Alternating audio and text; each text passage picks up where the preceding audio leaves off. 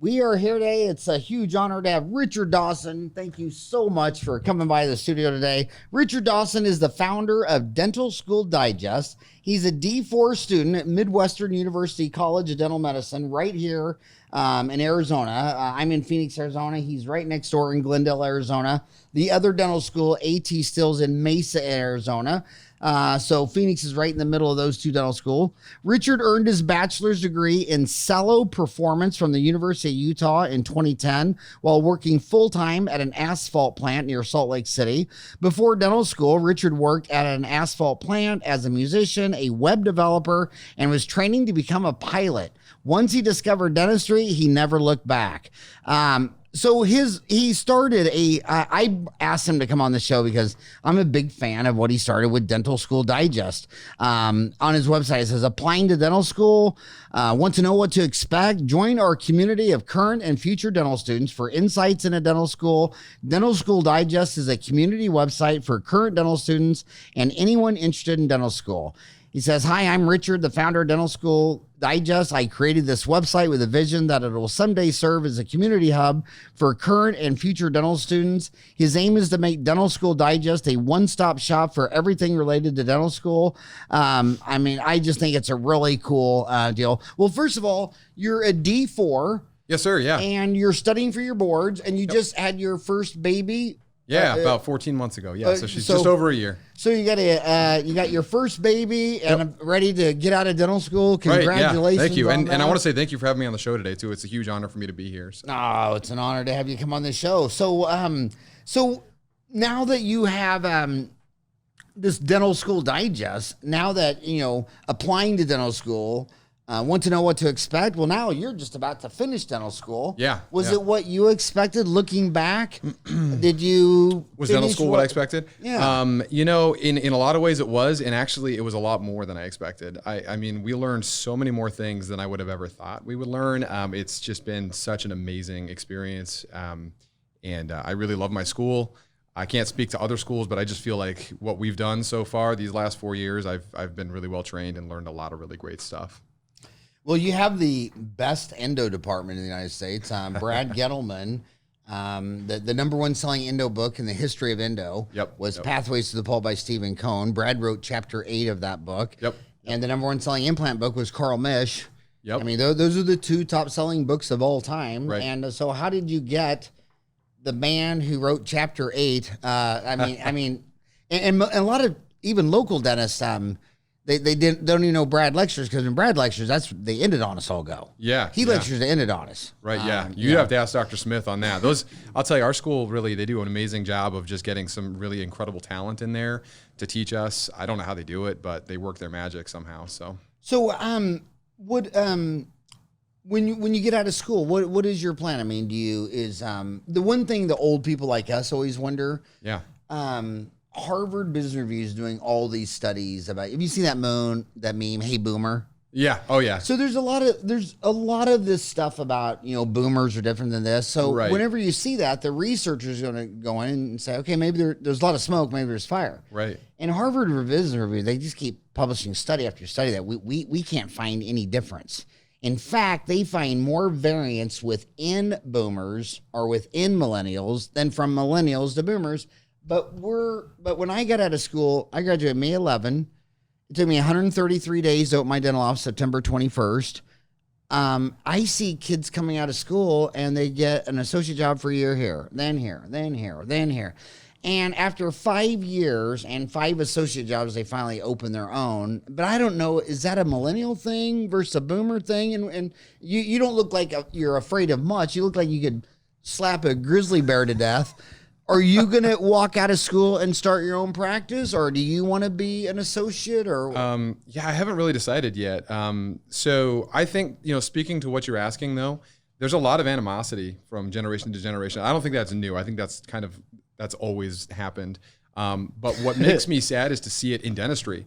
You'll see comments on social media from older doctors to younger doctors and vice versa. And a lot of times I think it's because the older doctors have sort of forgotten what it's like to come out of school and have to establish yourself. And the younger doctors sometimes are a little impatient about things. They think I should just get out of school and be making the living and doing the lifestyle that I've seen these older doctors do. But that takes time and patience, and you have to build up your skill set. You have to build up your patient base. So I think dentistry, like anything, you have to have patience and be willing to sort of work towards something. So for me personally, I kind of want to like find the right opportunity and then have enough patience to try and work that opportunity and make it, happen. Well, there's 108 billion humans that have lived and died where we'll never even know their name.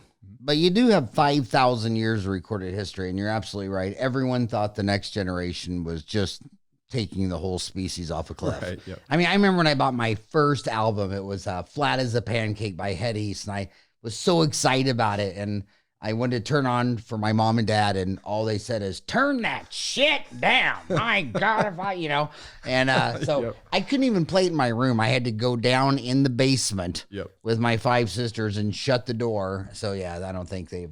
and what were they up there listening to? The Glenn Miller Orchestra. So go Yep. figure. Do you think that girls are more likely to want to be in a DSO? Like your wife is a doctor. Yes. Yeah. Do you think So- that, I don't think I'm qualified to speak on what girls think or want to do, but Right.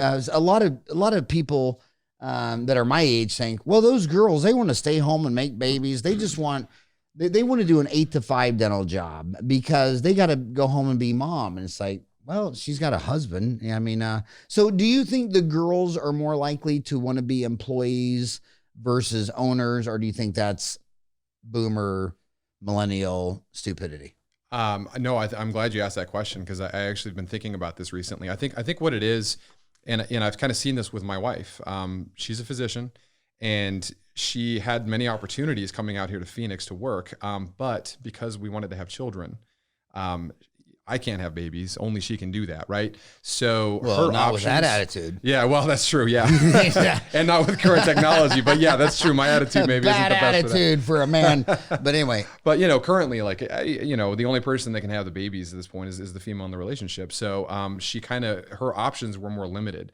She couldn't take an opportunity where she would have been a partner because the way that typically works is they advance you a loan, and then you're in the red. And you stay in the red until you've paid back the loan, and you're not going to make partner as long as you stay in the red.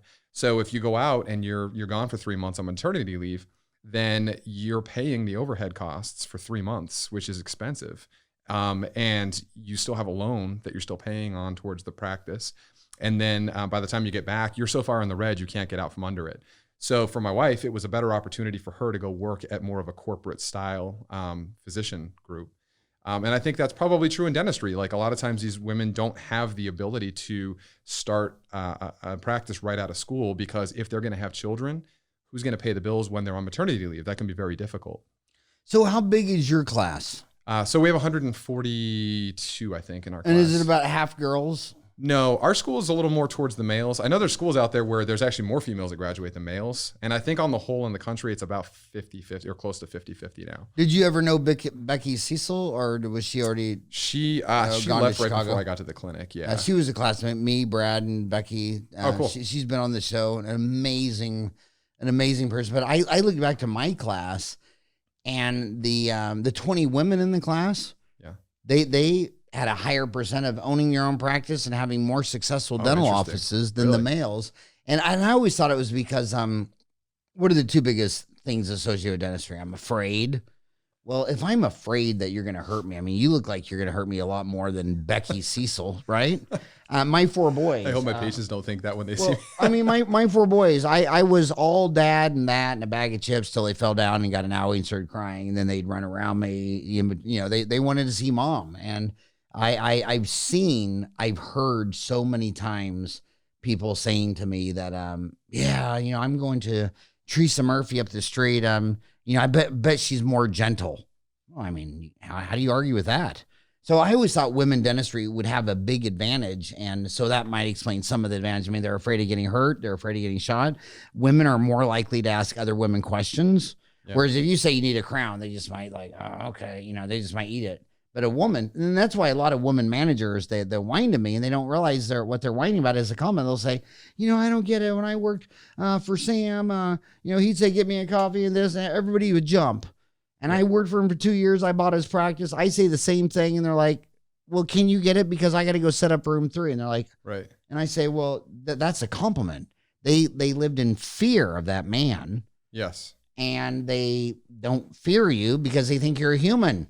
It's a compliment when people engage you and raise their hand and talk. Right. And so the old man would say, yeah, you need 2 fillings. And the patient would just leave and wouldn't schedule. But they trusted you enough to start arguing about the treatment plan, or they're against amalgams or composites or vaccines or whatever their issue is. So I think, I don't know. All my doctors are women. And I mean, and that's just trial and error. It's kind of like all alcoholics end up on vodka. Yeah. Because, when you be an alcoholic with, say, Jack Daniels at 300 part per million impurities, you feel really bad. But the clear vodkas are like 50 and under. So to like trial and error, they end all up on the clear stuff to have less hangover. Speaking of vodka, what did you put in this stuff here? Jeez. And my trial and error, I mean, if dentists can be kind of high maintenance about test and this and that, like I'm like this close to suing Walgreens because they won't give me the HPV vaccine. And they said, no, it's only approved for 45. And I said, I don't care. I'm an American. It's made in America. I'm a doctor. I don't care if it's good or bad. I want the vaccine. I hadn't actually heard that before. And she's like, well, I can't do it. And I'm like, okay, I'm going to see if I have enough time on my hands just to sue you for the sake of that's just not right. I mean, the lady I bought my house from had to sell her house, born and raised in Phoenix, had to sell her house, moved to Scandinavia because she had a brain tumor. And the American pharmaceutical company that made the drug, was trying to get FDA approval. She couldn't get on the FDA test, and they only had it limited like 1,000 people. But they were selling it in Denmark. So here's an American had to sell her house and go to Denmark. And it's like, I hate stuff like that. I mean, the government is not my mom and dad. Right. And if I'm a dentist, I can't give my patients a flu shot. Yeah. But the tech at Walgreens can. Right. I got 8-year college degree and a 2-year MBA from ASU. I can't give you a flu shot in my office, but some 19-year-old Walgreens tech can. I think in Oregon, they just passed a law saying dentists can. So maybe that'll change. Yeah, I think that's something that's up there. Going back to something you said, though, I wanted to get back to the to women and their role in healthcare, and how you feel like sometimes women almost have an easier time with patients because they seem more motherly or more trustworthy. And I think that there's sort of a flip side to that too. I read an article, I want to say it was maybe a month ago, about the emotional toll on women in the health professions, because patients are more likely to unload emotionally on their female practitioners, so dentists, doctors. So you said, like with me, if I tell somebody they need a crown, they're just going to accept that maybe. Whereas a female practitioner, she may say, you need a crown, and the patient may then go on about some other thing in their life that's affecting them, and now she's running behind. She's having to take this emotional baggage that she wasn't anticipating walking into the room. And I've certainly seen that with my wife. Because she's very sweet. And so patients are constantly unloading on her, and she's always running behind, and she's always kind of emotionally just drained by the end of the day. So it's a very different experience sometimes, I think, between males and females in that way. Yeah, and my 2 sisters that are nuns, they have always taught. Like my oldest sister, Mary Kay, is a Catholic nun. I've been a dentist 32 years. I think she's been a nun for 35 years. And people treat priests and nuns completely different jobs, skill sets. But you're right. Yeah. When they just can't take it anymore, they go to the convent and cry all night. Yeah. They don't do that to Father McGloin. Right. Right. Yeah. Right. who probably would. How long do you think Father McGloin would stay at the door as you started breaking down and with everything wrong? So student loan debt and cost tuition. There's the student loan. They're saying that the average student's coming out about $285,000 in student loan debt. But you're in a private school. Yeah, you're Midwestern and AT still. Do you think it's higher out in Midwestern? Oh yeah, it's much higher. I think my class's average was anticipated at almost $500,000 in total loans. So pretty heavy debt burden. And so when you were asking about DSOs and do I think that, females are going to go work at a DSO, I think it's more likely that recent grads are going to work at DSOs because we just have to go somewhere and make money right away to pay off those student loans. So I think that's oftentimes, why DSOs are running a successful business model where it's easy to pick up new grads who are, heavily encumbered by debt. Well, it's funny how history always repeats itself. Mm-hmm. And this is just the reinvention of the indentured servant, isn't it? Yeah, I don't know. I think the thing about dentistry, it's expensive to get into, but it's also a protected profession. And so we can go out there and we have sort of a class of protection that I can't really think of too many other professions that are afforded that luxury of you just, not anybody can be a dentist. Not anybody can just go out and open a dental practice in most states. I know Arizona is an exception. And so that actually makes it so that in most states, you as a dentist are sort of privileged in that, the competition is a little more limited than if just anybody could go out there, hang their shingle and say, I pull teeth for a living, come to me. You know what I mean?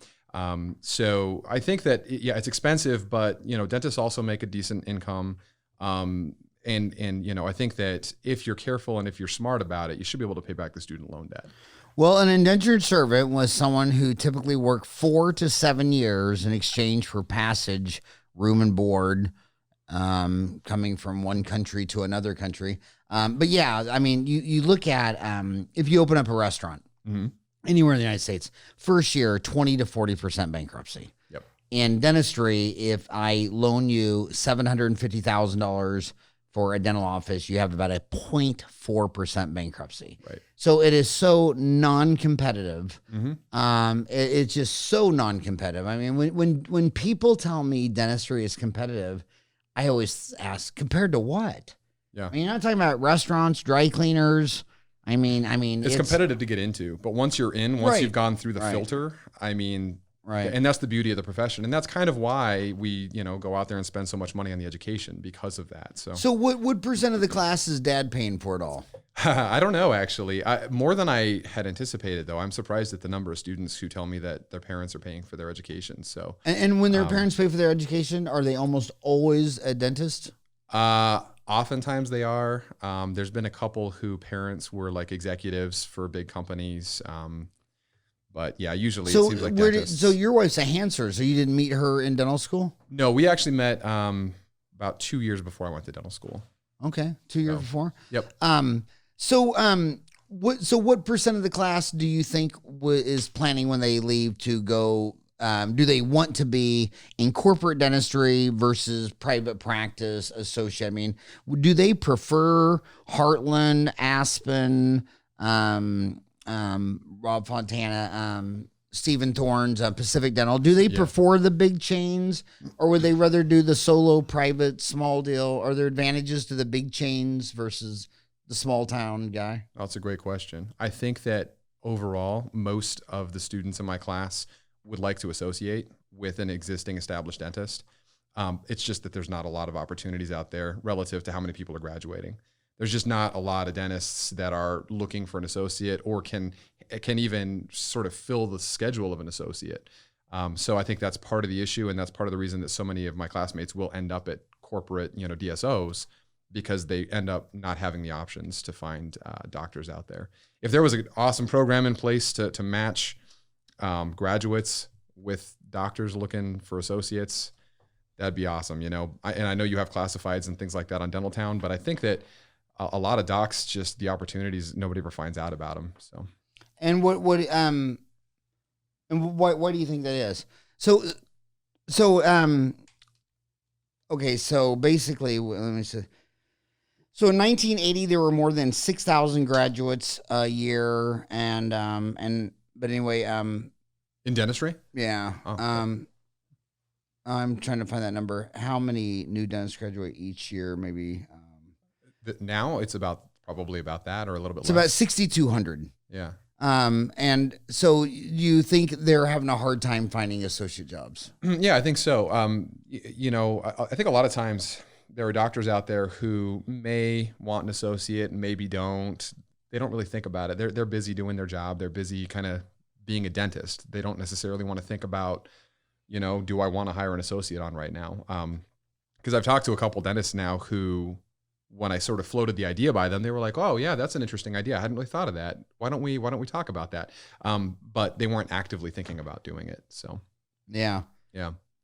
And when you do the kids feel like they know how to do clinical dentistry? I mean, do they come out with confidence? They think, okay, I can do what I want to do, molar endo, whatever they want to do.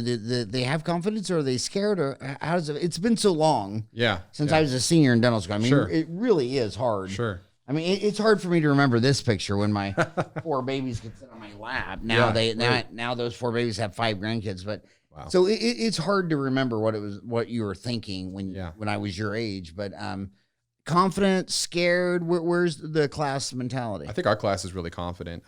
You know, I mean, there's always going to be a segment of the population that is more hesitant or reluctant to do things, but I think that, you know, we're graduating some of the best young dentists in the country. I'm really proud of my class. I think they're doing awesome stuff.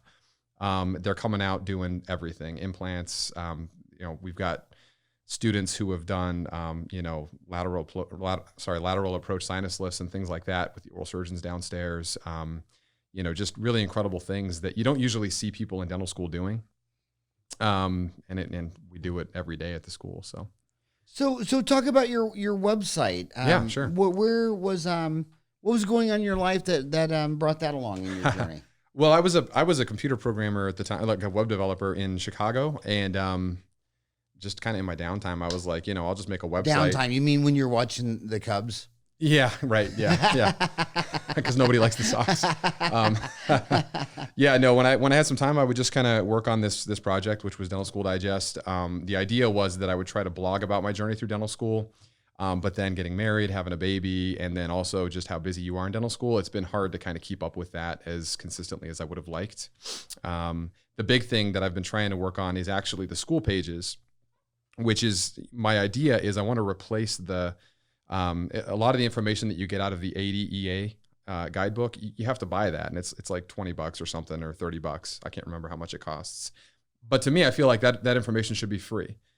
So I'm trying to put as much information out there on the internet as I can in terms of like what's the tuition costs of the school, how many students are accepted, how many males to females, what are the GPA requirements, things like that. So it's called Dental School Digest. Yep. Dental School Digest. Mm-hmm. I love it. What would is your market more pre-dentist or during dental school? It's kind of both. I mean, the idea was that, you know, my grand vision was that what would happen is that I would have students going to different schools writing about their experiences at those schools, so that pre-dents and people at other schools could kind of see, well, what's it like at Marquette? What's it like at USC? You know, what kinds of procedures are they doing? You know, what school do I want to go to that matches sort of my philosophy and how I want to practice dentistry? I thought that would be great, but dental students are busy, and you know, they're about as busy as I was, and I realized that people don't have time to write about their experiences so much. So what would you say to now? So let's just say you're going to finish. Yep. You're going to pass your boards. You're you don't know what you want to do. You don't know if you want to be an associate or start your own. No, yeah, I haven't decided yet exactly what I'm going to do. There's a possibility of doing a residency. Just there's one that I think is really interesting that I might try to do. So we'll talk about that. It's actually at Implant Pathway here in Tempe. With Justin Moody? Yeah, with Justin. So they've got an AEGD they're opening up, and they have an AEGD they're opening up? they just opened it. So I was interested in trying a 1-year AEGD program. Yep. With Implant Pathways? Yes, sir. Yep. And is it going to be working on, like, is it involved with homeless? I know he was part of I think so, yeah. Homeless shelters. And yeah, so I don't think it's like expressly for the homeless population. I think what it is that it's more like word of mouth, people coming in who can't afford implants usually, and they come in because I think it's a 501c3 organization. So I think they can place implants for free in these folks that come in. So I don't know if there's an income requirement or anything though. Yeah. So if you join that AEGD, would it cost money, or would he pay you to work there? It's through NYU. So they have a stipend. NYU, New York University. Yeah, that's the Langone program. So they run AEGDs all over the country. So there's actually already 5 here in the city. There's already 5 NYU programs in the city. Yeah, so there's the one at St. Vincent de Paul. There's Right. there's the Brighter Way. Brighter Way. There's like I think there's one at Native Health, and these are all different places you can go. Chris just Vogel for at a Brighter year. Way. Yeah, yeah. Yeah. So- You know who funded that whole Brighter Way? No, actually, I don't. The wife of the founder of GoDaddy. Interesting. Huh. I had no idea. She's got a GoDaddy's right here in Phoenix, and Yeah, of that's course right. he made $1 gazillion, and his wife's got a real soft spot for the poor.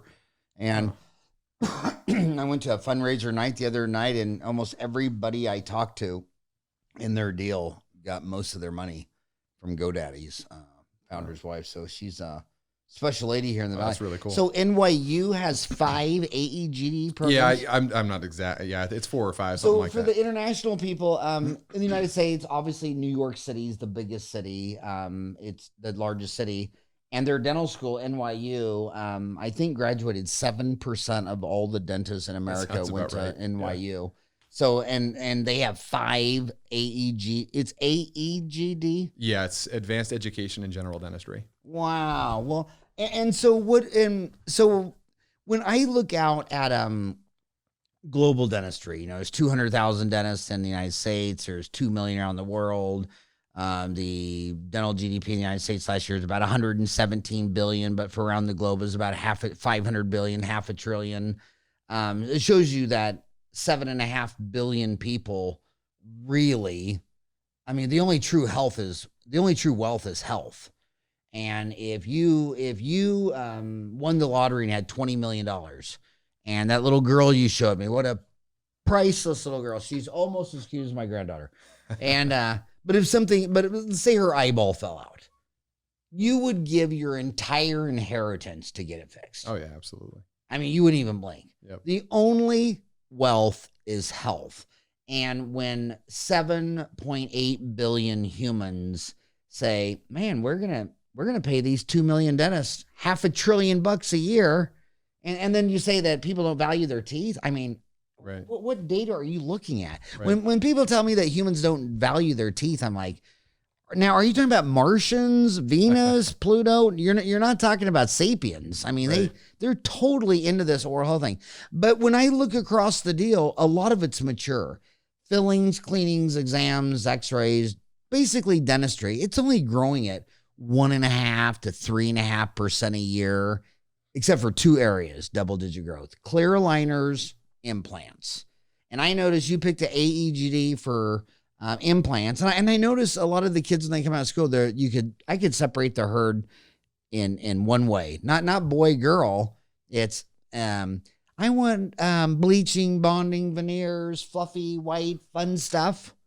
Sleep apnea, you know, and then there's the blood and guts people. That's what I am. You even see it in the root canals. Right. The wimpy ones, you know, they want to stop 0.5 millimeter from the apex and preserve the apical seal. Not me. I want to freaking puff a sealer out the apex. I'm an apical barbarian. I'd rather pull a tooth than do an MOD composite. I'd rather do an endo retreat. Then, I mean, when you sit there and say it's root canal number 8, I mean, I'm still like, well, can't the assistant do that? I mean, do we need the height? And it's one canal. So you're either blood and guts implants like Justin Moody, Yeah. implant pathways, or you're white and fluffy, not really doctor stuff, you know, bleaching, bonding, veneers. Do you see your classmates kind of one or the other, or do you see people that are both? Well, I don't know about my classmates. You know, once we're kind of sequestered into our suites, we don't see as much of each other anymore. So I couldn't say. But what I do see is a lot of the faculty sort of fall into sort of those 2 categories that you described. Like you've got your more blood and guts faculty, and then you've got more of your like protect the tooth structure faculty. So there's definitely a difference in philosophies there. And us students, I think that we sort of have allegiances as well. So, but I couldn't tell you how many of our class does what. Well, but it shows up economically. I mean, okay, Yeah. So the average net income for a dentist, dental specialist, $320, general practice, $197. So my first question to you is, you know, if you stayed and become a specialist, you'd make $320 instead of $197. So you make $100,000 a year or more if you're a specialist. Did that cross your mind? Did you think about specialty? when you look at your classmates, what are their thoughts when they're looking at like being a specialist, like a pediatric dentist, endodontist, periodontist versus family practice? Yeah, no, I actually wanted to go into oral surgery. That was my first plan. And it's funny because I went to Washington, D.C. for ASDA, and Dr. Clemenson was there, and he's now the ADA president-elect. And I was talking to him about it. He's an oral surgeon, and he says to me, you know, if I could do it all over again, I'd probably not do this. I would just do a GPR and do the same stuff I'm doing now, but with less schooling, you know? So, and then I talked to a friend of mine who was a resident in OS, and he said, I kind of regret it. I kind of wish that I hadn't done that. So, you know, like I think it's awesome that people still go into that, but I kind of decided for me, it wasn't really the right thing just based on what these guys told me in our conversations. So the money thing notwithstanding, I don't think it's for everybody. And I don't think that necessarily you're going to make a whole lot less money just because you're, you know, quote unquote, a general dentist. Right. So, That's mostly related if you're a businessman. Well, yeah, exactly. That's the thing, right? So, and we were just talking earlier about there's people that are going to have children. There's people that are going to work part-time. There's people that will associate for their entire careers. Those people are always going to make less, right? You know, specialists are always going to make more because they don't seem to have those many. It doesn't seem like it works that way for them. And I also want to be clear about financial planning. I mean, you could go to 20 courses in dentistry on financial planning, and they'll never even discuss financial planning.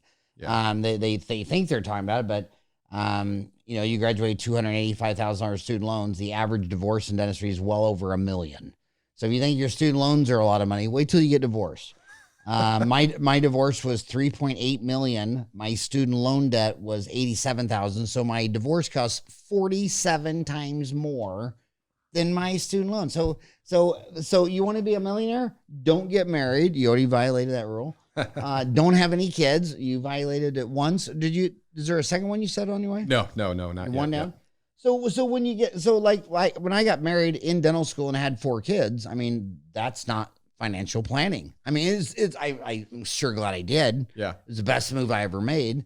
And then the other thing I want to tell you about dental specialists, I mean, weak people, they find one thing wrong and that they stop and they're like, I wanted to be an orthodontist, but I didn't get accepted. You didn't get accepted to the only ortho school you applied to in the country you were born into. When I lecture down in Central and South America, my God, I was in the Bahamas and the Caribbean. These people said that they didn't get an endo school. You can buy your way into any medical school, dental school, anywhere in the world.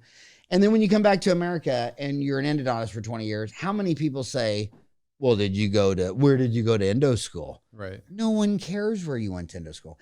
I've been a dentist for 32 years and only about 10 times does someone ask where I went to dental school.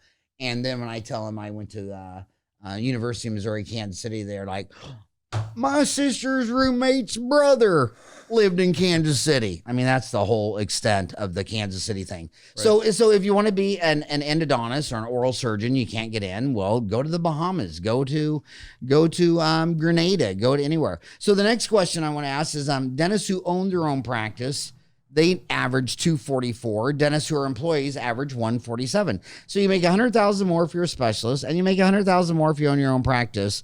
Do you, after your GPR, I'm just curious, how far down the road are you thinking? Like, do you think someday you'll own your own practice? Yeah, no, absolutely. I mean, my goal is within 2 years. So within 2. Yeah, I think that's pretty reasonable. So there's a guy that went to our school, George Hariri. He runs Shared Practices podcast. I'm sure you've heard of it. Yeah. And Richard Lowe. And these guys. Richard Lowe. Yeah. So Richard Lowe worked for me while he was in dental school. Really? I had no idea. Guess what he worked? Guess what he was in charge of? At the podcast. My podcast. Yeah, so that's where he got the idea. Well, they did a great job with. He did. I got more ideas from Richard Lowe than he got from me, but he's in Texas now, right? Yeah, I actually don't know. I know George is still here, and he's working in Arrowhead actually. So, and he's for the Shared podcast. Yeah, so he runs the Shared Practices podcast, and I think they've brought somebody else on too, even so. So you think? But what were you saying in 2 years? So they kind of advocate that, within 2 years, if you're going to own, you should try and own within those first 2 years. Get out there, get some experience under your belt, and then buy a practice, because you're never going to pay back your student loans as quickly as you can if you own a practice. You just said it. You make $100,000 on average more per year owning than you do as an associate. And in this country, I think, 70% of dentists still own their own practice. So, I mean, it's a high rate of ownership. The fail rates are super low, 0.4%, I think you said. There's really no reason not to. Yeah. Yeah. When you borrow other people's money, first of all, when people complain that they have $285,000 student loans, I always remind them, okay, well, there's over 200 countries, and I'm pretty sure you only have access to other people's money in about 20 of those countries. Right. I'm pretty sure that people don't wake up in Bolivia this morning applying for student loans. Right. You know what I mean? So it's an honor to live in a civilized society where people let you have access to other people's money. Right. And everybody that's in Midwestern who's whining about their student loans completely could have got a job at McDonald's at 16 for $10 an hour, worked 100 hours a week for 10 years, and saved up all their money to go to Midwestern in cash. But they thought it was a wiser financial leverage movement to borrow other people's money, go become a dentist, and then it's easier to pay it back while you're earning $100 an hour than saving up for $10 an hour. Exactly. The only time other people's money is a nightmare and it turns into a disease is when it's for consumption. When you're borrowing other people's money for your house, your car, your clothes, your vacations, now you're just being silly. And it's silly for the same reason you don't want to try. What's the new deal? Meth, we're on it. Have you seen that headline? South Dakota? Yeah, I saw meth, that. Yes. We're on it. Well, you know what? You know what's worse than meth? Other people's money. Because when you see people borrow other people's money so they can have a car for 5 years, the minute they make their last payment, they go get other people's money and upgrade their car for another 5 years. Right. And now they're 40 and they do it again. I mean, I'm 57 and I know 57-year-old dentists that are buying their new houses on 30-year mortgages. And I'm like, dude, so you're going to do this till you're 87? Yeah. Have you met an 87-year-old? I'm pretty damn sure they don't want to work in a dental office 40 hours. Right. So, and this sounds so racist and so bad, but it's Dentistry Uncensored. I'm going to say it, but you know who's the only people who get off other people's money? Not born in the United States. Go to California. Oh. If they're born in America, they graduate with student loans. The minute they graduate, they go buy a $30,000 car with other people's money. They go buy a house with other people's money. They go buy a dental office with other people's money. And then you come back and you meet them at 45. They still have debt on their practice or house, or they paid their house down a third, but then bought a bigger house and they paid off their $30,000 car, but now they're in a $100,000 Porsche. They're still just other people's money. Right. But you meet that dentist and she was born anywhere not in the United States. I mean, that's the only criteria. Were you born in the United States? If you're born on the United States, you're entitled to other people's money and that instant gratification, higher standard living, and you are a financial disaster. And then if they were born not in the United States, usually 3-4 years out of dental school, you see their moves right out of the gate. They go buy a practice and they live in it. They don't have a house or a car. They live in their private office. I mean, I've seen this so many times. When we talk about demographics, that's what I want to ask you next. The only American-born dentists think about demographics. Non-American-born dentists don't, because they know all the American-borns are going to work Monday through Thursday, 8 to 5. They know it's 6 o'clock. There ain't going to be no American-born dentist open. Like in San Francisco, they'll tell me, they go, well, none of the Americans work Saturday and Sunday. So I'm just sitting here by myself. I have no overhead, and about every 3 hours, it's a broken tooth or a toothache. I get out my isolate, do a root canal billet and crown for 2.5 hours. They put it on $2,500 on their Chase Visa card, and then I'll go back in my room and I'll get a little bit of break, and then my iPhone will ring again, and I deposit $15,000 every Saturday and another $15,000 every Sunday, because the Americans won't work on Saturday or Sunday. So that's amazing. So all that segue rant was, do demographics matter? Do demographics matter in what sense? Like when you want to own your own practice, I mean, and trying to get a feel for your classmates. I mean, our classmates, okay, so I remember when I was out here in 87 and a young kid walked up to me and he was thinking about going to Scottsdale. I said, dude, Maricopa and Florence and Eloy don't have a dentist. And 90% of the dentists would say, really? They jump in their car, they come back 30 minutes later and they go, well, that's a crap hole in the middle of nowhere. I go, well, it's a lot of people and there's no dentist. And where did they drive to? North Scottsdale, sat up and just struggled and struggled. But all my homies that took my advice went to Maricopa, Florence, Eloy. I mean, there's entire cities. The Pew Foundation always talks about income inequality. They always talk about dental shortages. They're the ones that promote dental therapists and all that stuff. Right. And I don't care if you're for or against dental therapists. That's not the point. The point is they got awesome demographics. And they can show you where all the dental shortages are.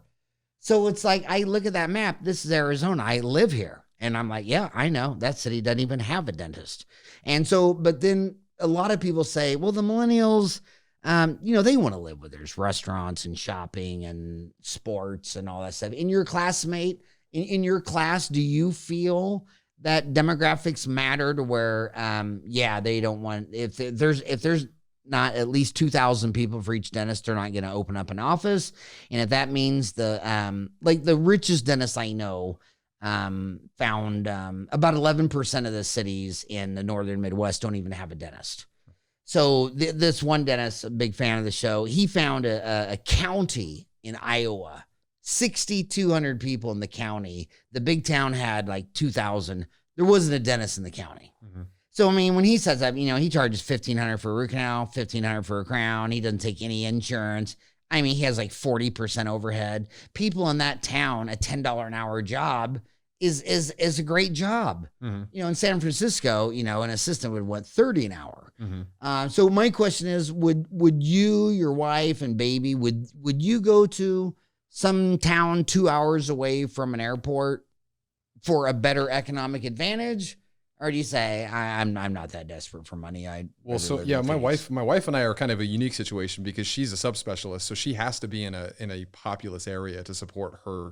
Okay, explain what a subspecialist is. So she's an orthopedic surgeon, but then she's a hand surgeon within orthopedic surgery. So like she has to have a huge catchment area in order to have enough of a patient base to sustain herself, right? Would you call it a huge catchment area? So sort of catchment area, catchment, like like the catcher's mitt. Huh. That's kind of how they describe it in medicine. How do you spell it? I think CATCHMENT. Okay. Yeah. Okay. Catchment. Okay. Yeah. So I think it's, So she needs a big volume. Exactly. So she needs a lot of people coming, she needs basically probably a city or a small city to be able to have enough patient base to be able to treat. So you're saying you'd have to get a new wife. So yeah, pretty much. Yeah. That's the only way that would happen. So, I have to kind of stay where she can have a job. Which means I have to kind of stick to an area like Phoenix Valley. But I think that in my class, there's people that want to do all sorts of stuff. There's people from, Virginia, like from even like close to West Virginia that want to go back home. I've got a good friend of mine who's from Connecticut in a community where I think the dentist to patient ratio was like 1 to 700. And he said, you know what, the dentist I work for is doing great. I want to go back there. He told me he had a job for me. And that's his plan. So, it's kind of like the whole gamut I've seen with my classmates. Huh. And to be honest with you, I think going back to the corporations thing, I think that this is where corporations fill a need because, wherever you stand on the dental therapy thing, the corporations are going to be able to operate at lower margins than your typical sole proprietorship can. And so they can. So you just said the corporate dentist can operate at a lower overhead than private dentists can. Well, yeah. Is that what you said? Yeah, I think if you're talking about like a large DSO. Like Heartland. Like a Heartland. Yeah, okay. Exactly. A Heartland would be a perfect example. These guys can go into a community and they can underprice a dentist, which is not good for the sole practicing dentist. But if they're going to a community where there isn't a dentist, then they're actually fulfilling a need that's not being met. And 50% of Americans, I think, is how many are not seeing dentists regularly. Right. So, if you do have corporations kind of going into these communities, that could actually be that could be a positive. So that could be one of the positive why do you effects. think Heartland can go into a community and do dentistry cheaper? First of all, they can negotiate much better rates on supplies and things like that because they're negotiating with 1,000 practices as opposed to a single doctor trying to negotiate their prices. They can also negotiate better insurance rates because an insurance company is going to listen to them when they have 1,000 practices or when they're the main player in an entire region, and they can go to the insurance company and say, pay us more or we're going to drop you. That doesn't matter so much if a single dentist says, I'm going to drop your insurance, but when they're going to lose 400 practices, that's a big problem for them. You know what story I wish you would do on your website? is I do. Because when I look at Dental School Digest, my first thought is obviously if one of my 4 boys wanted to go to medical school, dental school, law school, I would have wrote a check. Yeah. But I think before I would have wrote someone like what does NYU cost now? $110,000 a year? Yeah, I think they're about what we cost, probably 500,000 or so for dental school. And the weather in New York City, it's like I would cost of living. If I would say, son, if I'm going to pay your dental school, why don't you go live in the Caribbean? Why don't we do this for half the price and you can catch tuna on the beach? So my question is, I know obviously when you're a lawyer, the pedigree matters. I mean, the difference in a law school from Yale or your pedigree always matters in law school. Sure. But it doesn't in dental school or med school. See, I disagree on that. Do you? Okay, I disagree pretty maybe that's an strongly on old that, school actually. thing. Well, yeah. So, one of the reasons I chose my school was because of what we get to learn there. I mean, we're doing things at our school that few, if any, other schools are doing. And I'm not saying that to brag. I'm saying that because I wanted to, if I was going to spend a lot of money on my education, I wanted to come out of school being comfortable doing things like implant placements or hybrid supported overdentures, things like that you don't just get to do at any dental school that you go to. And then when you can offer those procedures to your patients, then you're going to run a practice that potentially you're going to have more, income and things like that you wouldn't have had if you had to go take CE courses and spend money to be out of your office learning those things after you've graduated from dental school. So for me, I think that if your dental school offers those kinds of things, you should definitely pursue that. And medical schools, I think it's important because it's a little different structure, but where you do your residency is dependent on where you go to medical school.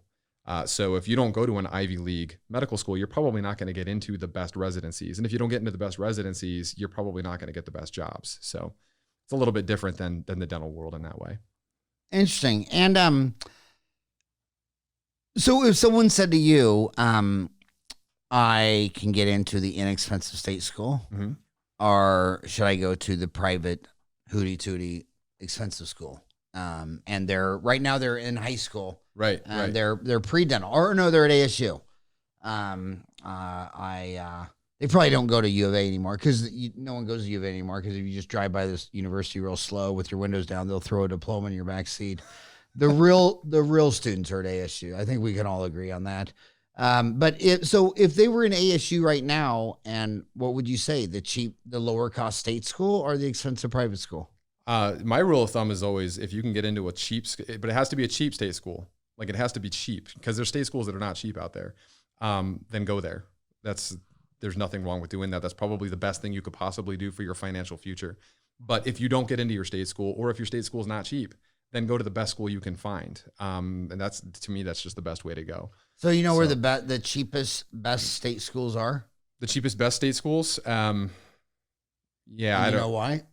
No, tell me. Do you have an answer to this? Yeah. Okay. So me. when they formed the Lone Star State, Texas is huge. Texas. Yeah. Texas has great schools. Yes. So Phoenix to El Paso. So having patients in Phoenix for 30 years, El Paso is 6 hours away. Well, if you live in El Paso, Houston's 12 hours away. So the regional managers for the El Paso, like Walmarts and things like that, are all from the Phoenix division. So a lot of your Arizona companies, their territory includes that little El Paso thing because El Paso's 12 hours away from Houston. That's how big Texas is. Yeah. Well, when they formed that state, it was just so insanely huge. There's a big block and nothing in the middle. So he said, this is a trust land, and whatever you do with that, it can only go to education. Well, 50 years later, they found out it was all oil at 3,800 feet under the limestone. So if you look at the top 3 libraries in the world that have over 5 million books, they're all in Texas because they can't spend the money that specifically says you can only spend on education. So Texas, like when I have gone into a Texas dental school, watching them growing teeth in petri dishes, and I mean the funding that they were getting. So Texas is a freak state. Texas has great schools. I totally agree. So back to growth. We talked about fillings, crowns, cleaning exams, x-rays. They're all growing globally, 1.5%, 3.5%. The only double-digit implants, clear aligners. Do you feel like, how was your education in orthodontics? There's 10 specialties. How was your orthodontic education? Do your classmates feel like they can go out and do clear aligner and Invisalign case? So, that's kind of one of the nice things in Midwestern is that our last 2 years are clinical. So we're in the clinic all day, pretty much every day, seeing patients. We set our own schedules. We do our own treatment planning. And so if you want to sort of, pseudo specialize, meaning if you really want to do a lot of implants cases, you can kind of design your curriculum to be, I'm going to do a lot of implants in those 2 years. But you have to, if you're going to do something like that, it's going to come at the expense of something else, right? So there's people at the school who have done a lot more clear aligner therapies and probably not done so many endos or implants. And then the opposite, which is more where I fall into, like done more of the endos and the implants. And I haven't really done much of the clear aligner stuff. So for me coming out of school, the clear aligner thing, I don't feel like I know enough to just get started doing that right away. But there are people in my class who I think are totally ready to do so because they've seen a lot more cases than I have. Did you feel like, if you are in school, if you ask an endodontist for help with endo, no problem. no ask problem. an oral surgeon help, No problem. No problem. No problem. Or orthodontist the same way? Oh yeah, absolutely. Yeah. So if you're in school, Yep. You had an orthodontist and he would help you do the case? Yeah. So what we do is so for example, I've got a patient we're doing braces on. He's in his late 40s, I think. And we did the whole thing with the orthodontist downstairs, mounted all the brackets and the wires and everything like that with the orthodontist. They kind of went over everything with us, showed us how to bend the wires and all that stuff, right? But that's an N of one. I've done one set of brackets and wires personally. And to me, that's not enough to go out there and start doing that on a lot of patients, right? Like, doing something one time is not mastery. Whereas other people in my class, I think, have done 7, 8, complete brackets and wires. So, when you look in the news for implants doesn't really seem to make the news. I mean, I never really see implants news. In a bad way or in a good way? Either way. I mean, it's just... Well, that's a good thing. Whereas ortho, I mean, Smiles Direct Club and Invisalign and lawsuits. Right. I mean, it's like, I feel like orthodontics in the media is like Beverly Hills Housewives, 911 or whatever. Yeah. And implants is kind of... I just saw a study the other day about from a political scientist. 89% of everything the U.S. Congress and Senate has talked about, voted on, everything like from 1980 to now, never discussed in the media. They only like the fire and rain subjects. You know what I mean? Yeah. And in media, my God, Smiles Direct Club and Invisaligns, and it's somewhere on social media every day. Mm-hmm. But Straumann, like I've never even seen Straumann in the news, and they're the number one seller of implants around the world, mostly from mergers and acquisitions. They bought Neodent out of Brazil. They bought MIS out of Israel, make it simple. But I was just wondering, the Smiles Direct Club was the biggest dental story of the year. Yeah. Did your orthodontist or did the school, were they talking about that much, and how did that go over? So I think part of the reason that implants aren't quite as, newsworthy is because they're not direct to consumer advertising in the same way that Smile Direct Club is going straight to the consumer. And I think that's where there's a lot of contention is that, dentists are saying, wait a second, we need to be involved in this process. You can't just treat people's orthodontic issues and not evaluate their perio health or whatever, right? So that's been a big part of the problem. That's why it's controversial. But it's also controversial because when doctors have spoken out against Smile Direct Club, they've been sued. Yeah. And so that made the news, obviously, because that's kind of a newsworthy story. But yeah, so my doctors at school, they haven't really said a whole lot about it. We don't do it at the school, obviously. We've seen cases that have come in that have had to be fixed. So they've shown us some of those, but yeah, they try to be neutral as they can be. I would really like to tell all the young kids and all the international people that the one of the greatest books that ever sums up the rise and fall of the healthcare industry was The Rise and Fall of the Healthcare Industry by Paul Starr, 1984, won a Pulitzer Prize winning deal. Basically just a real summary of the book. So at 1900, all the doctors were quacks. They were riding around. All the medicines had opium, cocaine, morphine. All the diplomas were from diploma mills. You go to your deal and give you money. And I was your graduate. Then I'd ride around on horseback. And it was insane. And the richest man in the world was Rockefeller, and John D. Rockefeller. I think when he died, he had like 2.4%. His wealth was equal to like 2.4% of GDP, whereas modern day Bill Gates wouldn't be 1.5%. And he spent $50 million of his own money on a political campaign to close down all the deals and have each state open up a state board of medical examiners and dental examiners where they became the judge, jury, and the executioner. So in literally one campaign season, they denied all the medical schools, all the medications. They put everybody out of business, and they started rebuilding it from the ground up, where no, that medical school is not a medical school. That's in your barn and you're just selling a diploma. You got to have a curriculum. And so it really changed the world. But the one thing that the drawback from it is it went from 1% of the GDP in 1900 to 14% by 2000. And now it's 17% as we're at 1919. And I'm sure it'll look different at 2020 because we'll all have 20/20 vision in 2020. So everything will look better. But the one thing, the Smiles Drug Club, it's like, what planet is he from? 50 state boards, the lawyers for 17% of the economy, and your first idea is to start suing them? I mean, when you go to the Phoenix Zoo, when you see the lion cage, you say, I'm going to get in there and teach these lions. I mean, you don't see me attacking a gorilla. I mean, when he started attacking the dentists, I'm like, dude, they're 17% of the economy. They're the most entrenched class of people in the world.